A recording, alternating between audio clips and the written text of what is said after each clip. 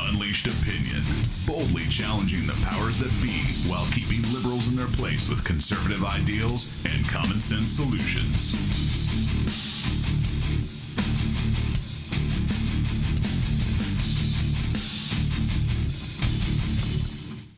Hello, folks. Welcome to the Unleashed Opinion. We are back once again. Took a little vacation there for a bit, but happen to have Mr. Kegel in the house with me this evening. Still here. Happy to be here. Very happy. Good to be here. It's always good to have you on the show, Rob. Thank you very much. I appreciate it. You got to come back more often. I definitely should. I definitely try.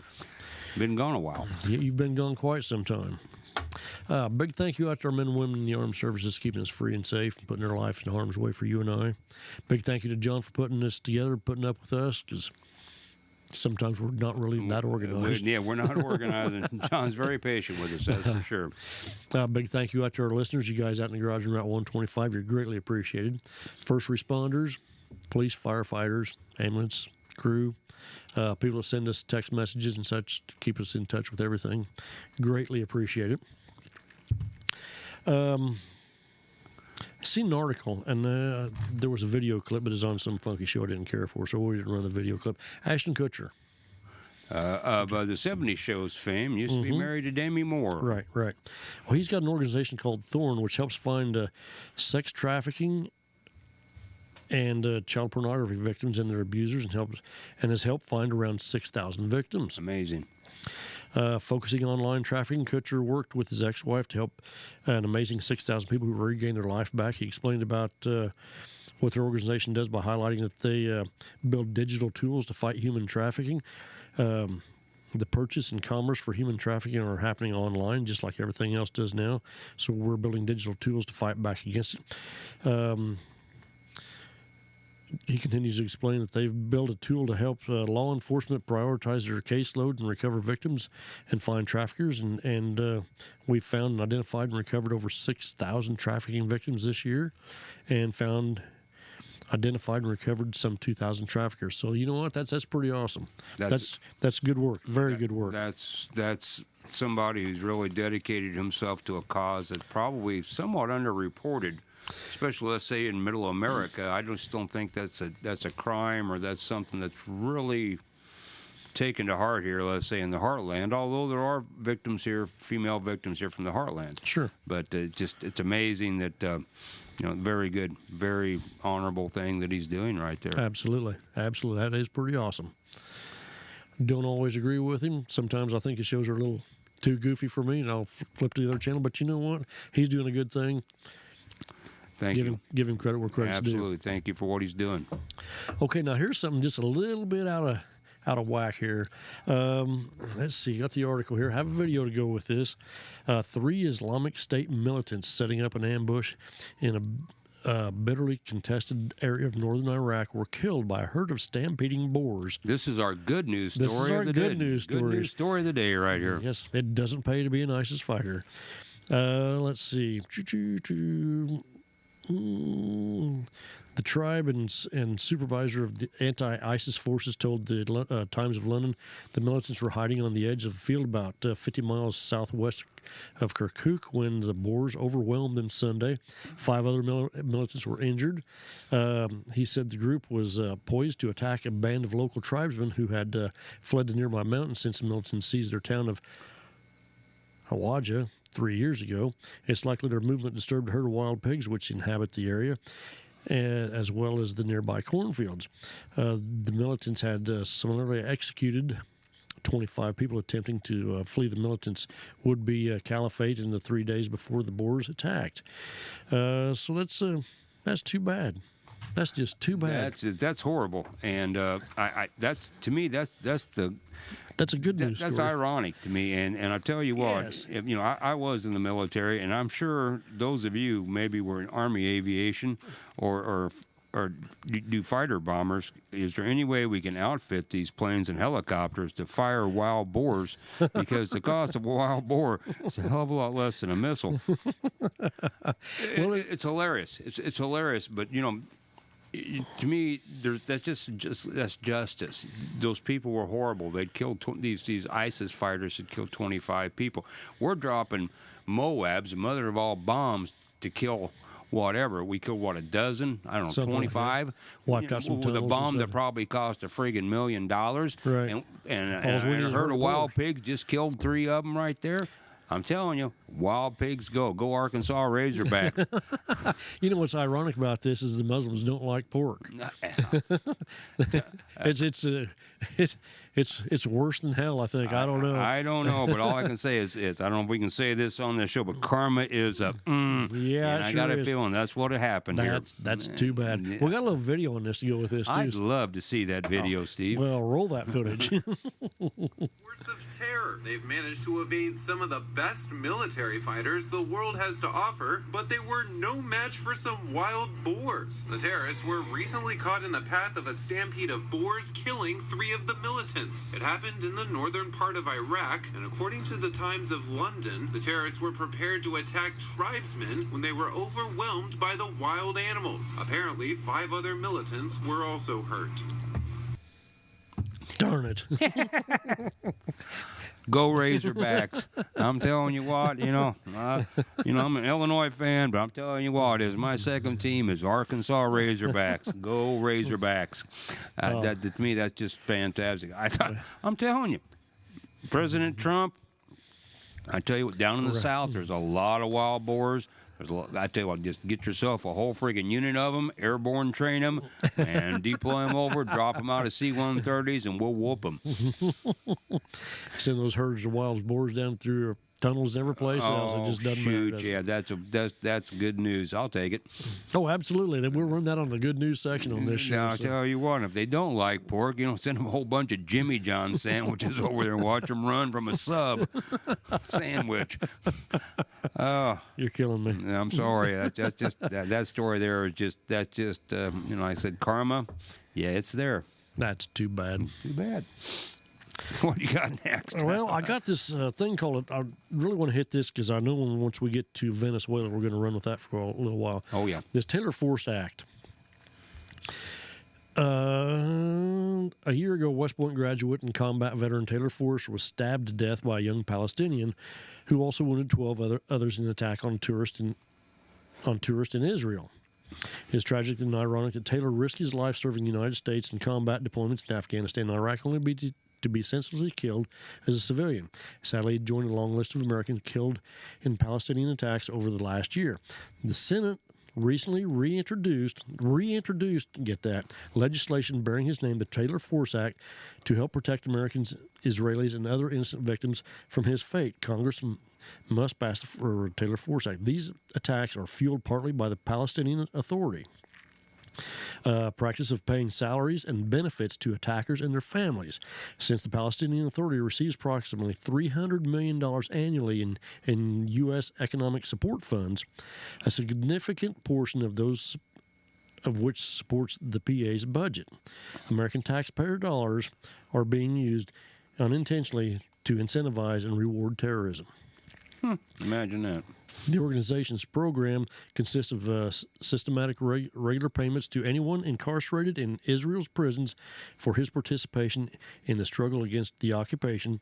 Palestinian laws codify these payments, also describe imprisoned terrorists as fighting sector and as an integral part of the weave of Arab-Palestinian society. This violates the Oslo Accords. Starting the day of an attacker's arrest, the PA pays for prisoners' canteen expenses, provides a salary, health benefits, and for those sentenced to 5 or more years, a guaranteed government job upon release. The longer the sentence, the better the salary and the position. The families of martyrs also receive large payments for the loss of their family members. Right. Whoa, stop right there. The family of martyrs.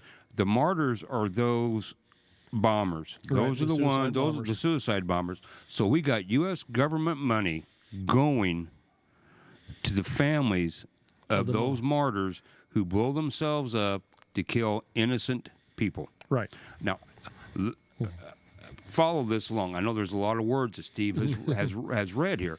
Think about it. We're sending government money.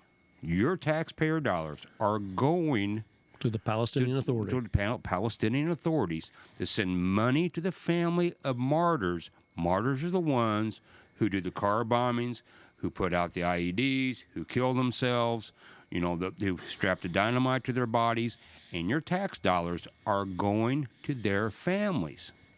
That's what this means. So if there's too many words there for you guys out there to figure out, that's what this means. Continue on, because that's a very tenuous point. Exactly. And here's the other part, is being reintroduced, because it apparently didn't pass the first time to do away with this. In 2016, the PA spent $129 million on salaries for imprisoned and released terrorists and $173 million on payments to families of deceased terrorists. These payments account for 7% of the total PA budget and 30% of the foreign aid it receives. Okay, enough. And here's the kicker. When I printed this article off, no Democrats have supported this bill. Not one. No Democrats have supported this bill. They had to reintroduce it because it didn't pass the first time. Not one Democrat supports this Taylor Force Act of not paying the Palestinian Authority so they can sit there and pay terrorists and their families. And once again, let's explain this and keep this simpler. But no Democrats have supported this bill. What that means is Democrats are then in favor of sending money to terrorist families, to the families of the martyrs. Remember, this act is supposed to stop the payment to pay terrorists. Right. And they're killing us, yes. Yes, they're killing us. So the Democrats support sending money to Palestinian families, the victims of those same people who are killing us. Right. Not one Democrat was on board. It had to be reintroduced because it didn't pass the first. This is killing me. Right. That's why I'm reverse it to make it sound. I'm going to write it like a CNN guy, because what this means is that Nancy Pelosi, Chucky Schumer are in favor of Palestinians killing Americans. We're in favor of sending money to the families of those people who are killed while trying to kill us. That's what it means. Now, that's CNN. That's my CNN take on the deal. I'm reading it to you like that because I'm trying to make it as simple as I can. Understand what Steve just read about this act. The Democrats are on board with sending money to Palestine, to send money to the families, sending money to the families of the martyrs. This is serious stuff that you're not going to hear anywhere else. So, hey, if you got the name of your U.S. representative or the U.S. senator, Mr. Durbin, and you need to find out why this is going on. And that is called the Taylor Force Act. Taylor Force Act. The Democrats, our politicians, need to get this Taylor Force Act passed to cease sending money to the families of those martyrs who are killing innocent people. Thank you. Very good, Bob. Well, it's very irritating that we spend $300 million to send to the Palestinian Authority so they can pay people who try to kill us, or the Israelis, or the Israelis are our ally. Right, and it's being written to me. I mean, let's put it. That's why I said it the way I said it was. Let's put it down, boil it down to the basics. You say there's no Democrats that want to pass this bill. What that tells me, in my CNN type of talk, is that the Democrats are in favor of these Palestinians killing innocent people. I don't know how you can take it any other way. Thank you. All righty. That's the way it is. I'm with you. Pretty sad state of affairs, isn't it? That's the way it is. On to our next topic. On to our next topic, because there's so much out there, but there's so much stuff out there that it just people just need to start waking up. Pay attention. And remember, these legislatures work for you, not vice versa. They don't tell you what to do. You vote for them because they're supposed to be following your lead. They work for you, not the other way around. And these people, these career professionals, Dick Durbin, Mike Madigan, and it's here in the state of Illinois, don't get this through their head. Nancy Pelosi, Chuck Schumer, Harry Reid, I think he's stepped down he's finally. Maxine Waters, another one. They work for you. Right, and that's serfdom's supposed to be over with.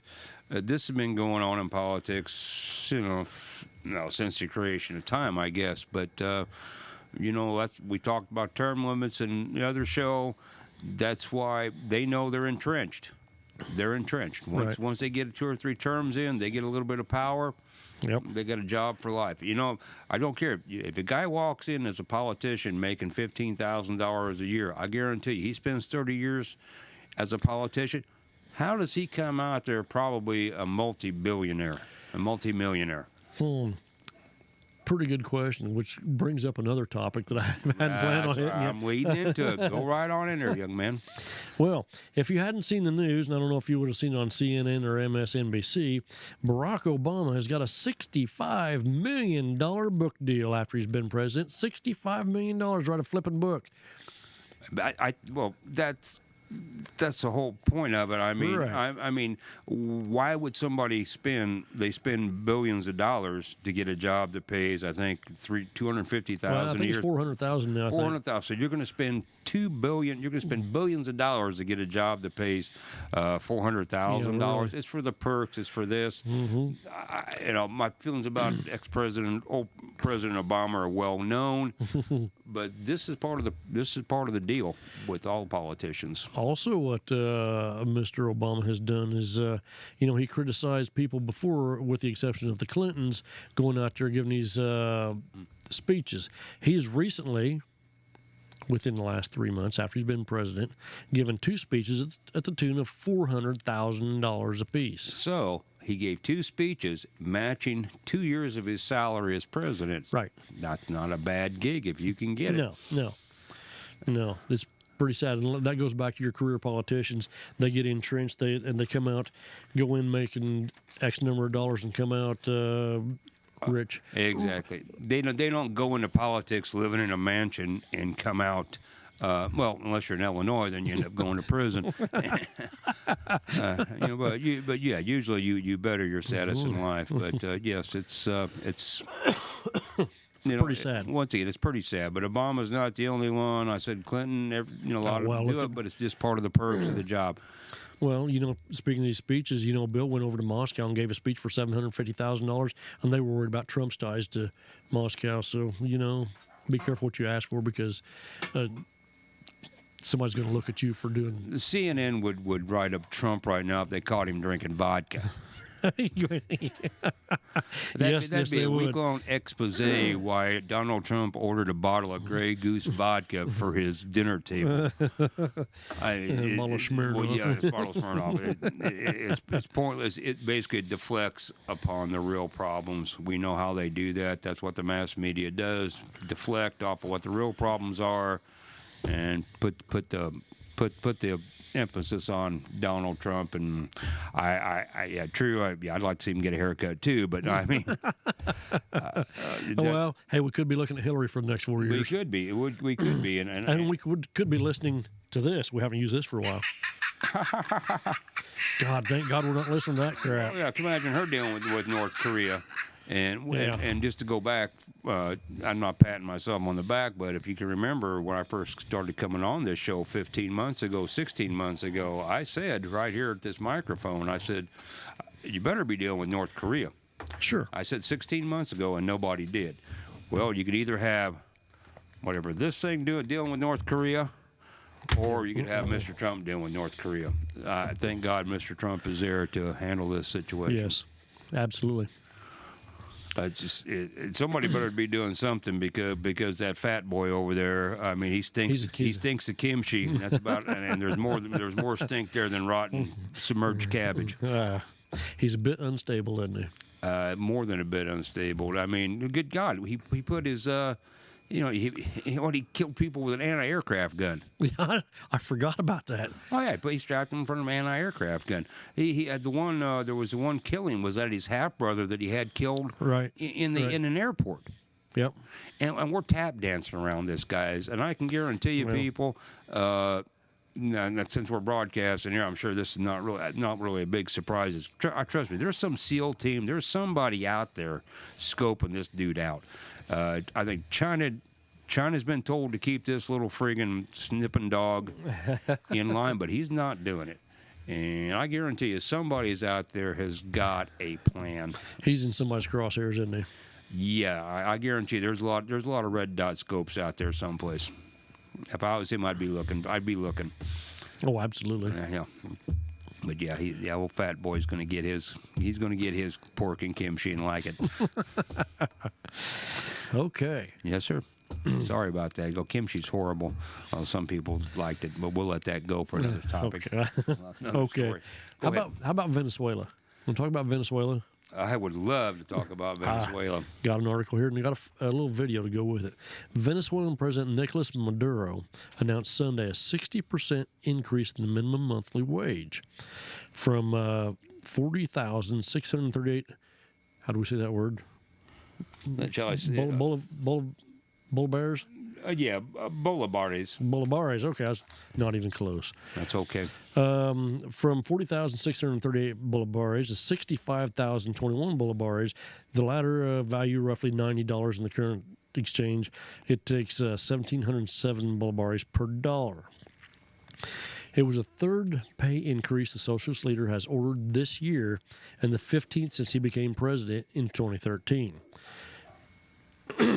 Maduro also handed out hundreds of free homes amid his efforts to counter a strengthening protest movement seeking his removal. I've decided to increase the minimum wage, pensions for all workers in the public administration by 60%, said the president on his weekly broadcast, mandatory on both radio and television. In the midst of a bruising economic crisis, the leftist government has not published inflation data for more than a year, but according to Venezuelan, their inflation rate is 525% last year. Yes, sir. That's tremendous. That means if you had it, okay, let's put this down in CNN terms. If you had a $1 bill this year, that means that a year, you keep that $1 bill now, a year from now, that $1 bill would be worth 5.25 cents. I believe that's how it works. Go ahead. Okay, New York-based investment bank Torino Capital, using one popular food item as a proxy, put it at 453%, but it doesn't matter. It means you're broke. You don't It have means you're anything to broke. eat. In addition, President Maduro said he had decided to raise the mandatory food subsidies from 108,000 to 135, whatever they were. That is, workers will have a minimum legal income of 200,000 bolivars or whatever the hell You're they are. doing good. Okay. The announcement came as government supporters of Maduro's opponents prepare for rival marches to commemorate May Day on Monday. More May Day stuff. 29 people have been killed, hundreds injured, and more than 1,300 arrests during the month of protest that are the bloodiest to hit Venezuela since anti-government unrest in 2014, resulting in more than 40 dead. Yay, socialism. Exactly. Protesters accused Maduro of taking Venezuela down a path of dictatorship, unrest triggered by a government-stacked Supreme Court stripping Congress of its last vestiges of power. They are demanding early elections and freedom of dozens of political prisoners as a way of a stalemate. Minutes after the announcement, the president of the National Commerce and Service Council of Venezuela said was not surprised at the increase, but it would hit companies much harder. And she also says that, in remarks to private union radio, Ramos said that putting up with a pay increase at this time of crisis in the country is experiencing is impossible. Okay, so that's your Bernie Sanders socialism right there. That's your Bernie Sanders socialism. Once again, well, 'cause socialism is a wonderful plan until you run out of other people's money. Sure. This is before this guy who's in charge of Venezuela. Now you had Hugo Chavez, who I believe is now deceased. I believe he's passed. I think so. Yeah. So basically, if you can remember back in 2009 when Obama became president, Obama did it on his world apologize for the U.S. tour. Venezuela was one of the first places he went to and Correct. apologized for us being such horrible people. Those of you who are Sean Penn fans, And Danny Glover fans. Danny Glover fan, Michael Moore, these have all been exalted by, Venezuela was always shown back, 7-8 years ago as being shown what a socialist Western Yes. Hemisphere country should be. How fantastic it was. Them and Cuba, the United States needs to become more like Cuba and Venezuela. Well, Venezuela is doing just dandy now because they can't even feed themselves. We've got a video showing that. Let's And see that real quick. We're rolling out of time again. we are. Let's take a look at this video. And remember now that what they're doing here is they've got a grocery truck that came through there, and these starving people in Venezuela, due to their socialist ways, are looting this truck. Let's take a look at this. Now a Fox Business exclusive. As the economy worsens in Venezuela, harrowing scenes unfolding. Elizabeth McDonald is here now. She's got exclusive new video that shows just how bad things have gotten. And Liz, warning viewers, this video is very graphic. Yeah, it's graphic and disturbing. And, you know, the message from people on the ground in Venezuela, this is a quote, "This is Bernie Sanders socialism. This is what happens. This is what Bernie Sanders would want for America." That's a direct quote from people on the ground. So right here, you're seeing middle class and regular people just pulling over to join in the ambush and looting of a grocery truck. This happened on the highway to Puerto Ordaz, which is where the country's biggest oil reserve and steel company is. This is a disturbing footage. Graphic warning here. You're watching right now. The people on camera are saying they're ripping through garbage bags outside restaurants and shopping malls, and they're starving. People here are eating dog food. Basically, the middle class has been demolished in Venezuela. 90% tax rate on entrepreneurs. So that's the graphic footage you're looking at right now. Those are people who are ripping through garbage bags, searching for food to eat because they're starving. That's the voiceover on camera. So what's happening right now, gang, Maria, is that Maduro has declared a two-month state of emergency till July. That means the military is going to crack down. There's fears of a news blackout. Maduro and the Venezuelan government will not accept medical help from the outside, from the World Health Organization. So that's the fear there. The debt problem in Venezuela is twice as bad when Argentina defaulted in 2001. So the question is, where is Bernie Sanders on this? Where is Sean Penn on this? And where is Michael Moore? So, yeah, it's funny that with Michael Moore there. But let me ask you about what you said, Bernie Sanders socialism. Why are people connecting the dots in terms of socialism, and this is the direct result? Right, because what Bernie Sanders, to pay for his brand of socialism, it would cost an estimated, well, some people say 18 trillion in debt. It's confiscatory tax rates. That's what they're talking about in Venezuela. That's what they were hit with. In other words, why work? Why have an entrepreneurial small business if the government is going to take 90% of your tax, basically your income? Yeah. So the middle class and the entrepreneurial state has collapsed in Venezuela. And this is why I always, this is like a pet peeve of mine, to talk about taxes and to talk about 92% tax rates. It's just, you're not thinking about the impact on business. Talk to us, Judy, about this. How revealing is this to you? I mean, the problem is we've known about Venezuela for so long, and it's finally come to the crisis point.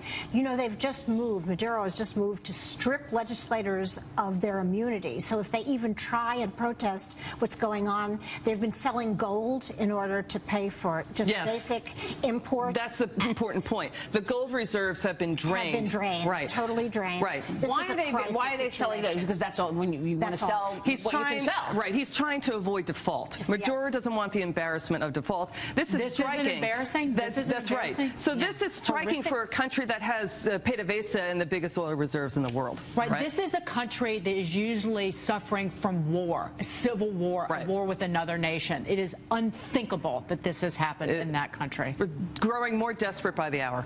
And scary to bring it back home, talking about Bernie Sanders, that the kids in this country who are behind Bernie Sanders don't realize in a lot of instances what socialism actually means. That's right. I agree with you. Liz, thanks so much. Sure. Well, so you like that one. Kids don't understand what socialism actually means. Well, once again, with the Bernie Sanders thing, as we've been hitting this, for so many dang months. I mean, it's just like I said, it's a wonderful thing to run out of the people's money. I mean, we went off the gold standard in the United States a long time ago. For the simple fact is we didn't have enough gold, I think it is, to back our paper currency. We went off the gold standard. So that doesn't bother me quite as much as basically, so why is socialism and the stuff, the woman asked that question, why is socialism bad? Why Bernie Sanders and why socialism? Because somebody has to pay for it. Free is just a word. Free is just a word. There's nothing free. Right. Nothing is free. Right. He wanted to do, free college, free medical, free this, free that. Who the heck's paying for it? Now that's what happens. You see that in Venezuela. They have more oil. That's a small country. They have enough natural reserves, but they can't get their head out of their own ass to fix and sell their own product because the government's involved because of that 90% taxes. Exactly. 90% taxes. Can you imagine that? Well, that's what it would take in this country to fund Sure. all the doggone democratic absolutely. programs that they were being proposed last year. Absolutely, and I was going to hit that oil reserve, but like they said, they're pretty rich in oil, but they're not using. The other thing, I don't know if you noticed that 2-month state of emergency, no medical help from outside.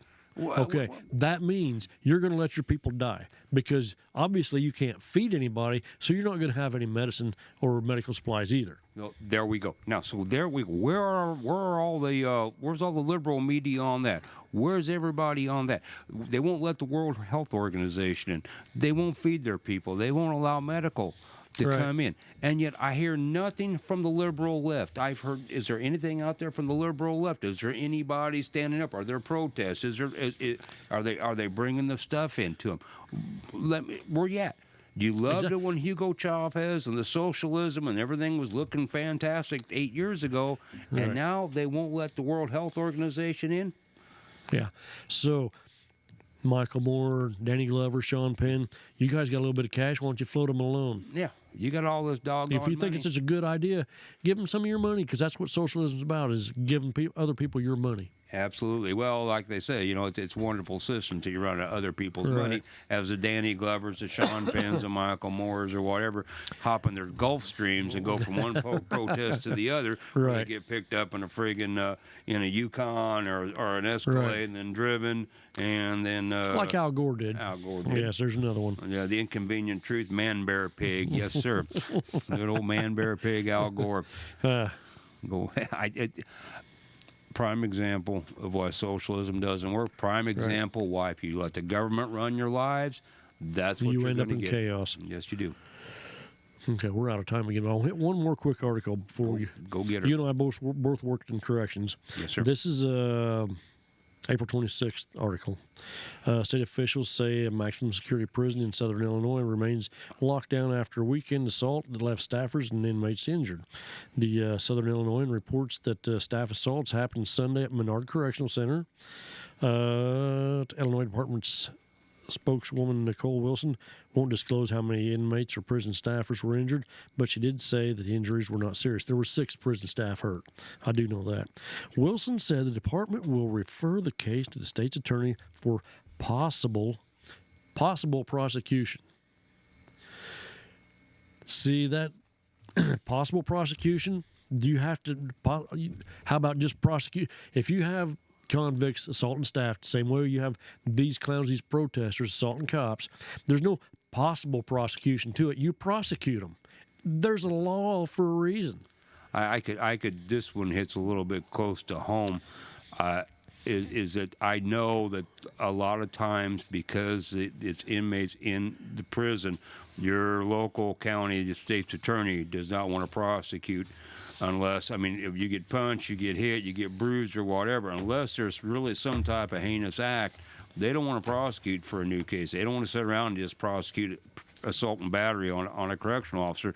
They'd rather just let DOC. Well, he's already at Menard. Where are you going to send him? TAMS? Right. Well, TAMS is out of business. Is out of business anyway. So there's no other place to send him. He's already in a max joint. What are you going to do to him? My guess is, and a lot of this, I'm telling you what, guys, there's a lot of this going on. Oh, absolutely. In the state is a lot of state's attorney does not want to handle correctional staff assault. They want corrections to deal with it. They don't want to tie up their courtrooms with correctional officer and staff assaults. And I know firsthand that. And I'll tell you what, you're right. It is not right. No, it's not even close. Absolutely. Granted, there's people out say, well, hey, you put yourself in that position. Yes, I did. But you know what? I put myself in a position same way as police officers do, the firefighters do, the ambulance people do. They put themselves in position to help you, to keep you safe at night, so you can sleep in your own bed at night and not have to worry about anything. Because there's people like these officers, these correctional staff, these ambulance drivers, they're keeping you safe so you can sleep well at night, okay? So when you sit there and say, well, you put yourself in that position, yeah, you're right. I did, you did, Deacon did, Bob did, we all did. But you know what? We're helping you. So don't be careful. Be careful what happens. How far you throw your rocks. Do your paperwork. I tell you what, you don't want to do the paperwork as an excuse and let DOC take care of it. That situation right there is way too familiar. I know it happens every single day in this state that there's some state's attorney that doesn't want to do the paperwork. He doesn't want to mess his office up with it. He wants corrections to take care of it. Right. And that's not right. Nope, not even close. No, sir. And you know, it still bothers me that people say, well, you put yourself in that position. But when I say I retired at a fairly young age compared to a lot of people, they say, well, I can't believe you retired at this age. And I'm like, you could have had the same job I had. And there's other people that say, well, you put yourself in that position to get assaulted. Now, but you're not allowed to retire with the contract and what is allowed by law. That's not right. Well, too bad. Too bad. It's too flipping bad. Like I said, not everybody can do the job. We all know that. We both know that. We both know that the job's very stressful. It takes a lot of common sense. We both know that. But like I said, the job was out there. It was open to anybody who wants it. I tell you what, you go out there, as a matter of fact, especially with a lot of these damn politicians, tell you what, if you think that correctional officer's job is that tough, you go put yourself in a housing unit in a prison for 6 months, and you come back and say you feel the same way as you did as day one. Because that's not going to happen. No, sir. We're out of time, mister. I knew so. I knew so. Remember, if you love your country and love your freedom, thank a veteran. Thanks for tuning in. May God bless. Thank you.